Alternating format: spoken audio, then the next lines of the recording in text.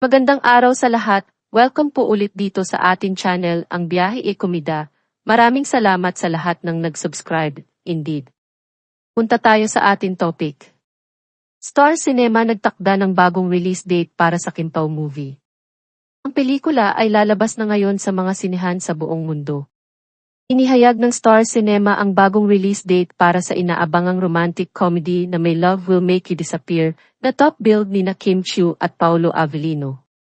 Nakatakdang maging unang major film project nila together, ang My Love Will Make You Disappear, kasunod ng collaboration nina Paolo at Kim sa Philippine adaptation ng K-drama na Ano ang Mali kay Secretary Kim at ang kanilang roles sa TV series na Linlang. Sa January 11, 2025, ang produksyon ng pelikula na Arm of ABS-CBN, ibinahagi sa social media na ang premiere ay inilipat sa March 26, 2025, sa halip na ang orihinal na naka-schedule, February 12, 2025. Sa pahayag, binigyang diin ng Star Cinema na ang adjustment na ito ay bahagi ng kanilang diskarte upang mapalawak ang international presence ng studio, partikular na ang pag-target sa North American market. Ang buong pahayag ay nagsasabing, bilang bahagi ng pangako ng Star Cinema na dalhin ang mga pelikula ng Pilipinas sa isang pandaigdigang madla, nasasabi kaming ipahayag ang bagong playdate para sa inaabangang romantic comedy na My Love Will Make You Disappear na pinagbibidahan nina Kim Chiu at Paolo Avellino. Mapapanood na ngayon sa mga sinhan sa buong mundo ang pelikula simula March 26. Ang paglipat ay dumating sa liwanag ng mga bagong pag-unlad at kapanapanabik na mga pagkakataon upang mapalawak sa merkado ng North America. Natutuwa kaming ibahagi na ang global theatrical distributor na si Abramorama at award-winning international entertainment marketing firm na Amoret Jones Media Consulting ay nakikipagtulungan muli sa Star Cinema sa pagdadala ng magandang kwento sa mas maraming manonood habang naniniwala sila sa universal na apela ng pelikula na maaaring mabighani ang mas malawak na madla. Ginawa ang pahayag matapos na mag-social media ang mga fans para ipahayag ang kanilang pagkadismaya dahil sa tsismis na binago ang release date ng pelikula nang hindi umano ipinaalam sa mga artista.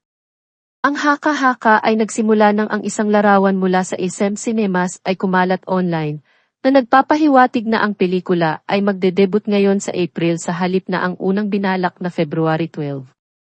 Ang balitang ito ay ikinagulat ng mga fans, partikular na ang mga nakakuha umano ng tickets para sa orihinal na release date. Lalong tumindi ang chismis nang mag-post si Paolo ng cryptic message sa social media, hinting scenario of not completing a film project. Isinulat ng kapamilya aktor, ma-experience nga na hindi tumapos ng pelikula. Bukod dito, parehong inunfollow daw nina Paolo at Kim ang Instagram account ng Star Cinema sa gitna ng mga kumakalat na chismis na ito. Gayunpaman, nananatiling hindi tiyak kung sinusunod nila ang salaysay sa simula. 왜 그렇게 복잡할까?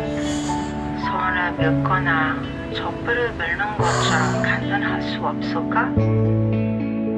이번에도 사랑이 계속되기 바라는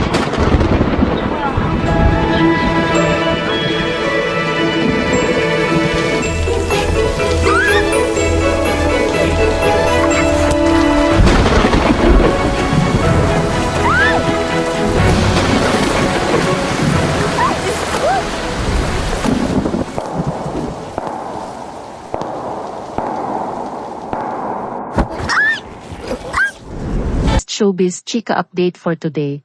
Huwag kalimutan mag-subscribe, click the notification bell for more Showbiz Chika updates, like and share the video at pakisuportahan po ang atin Facebook page. Maraming salamat sa lahat ng nag-subscribe. Indeed. Magandang buhay sa lahat, paalam.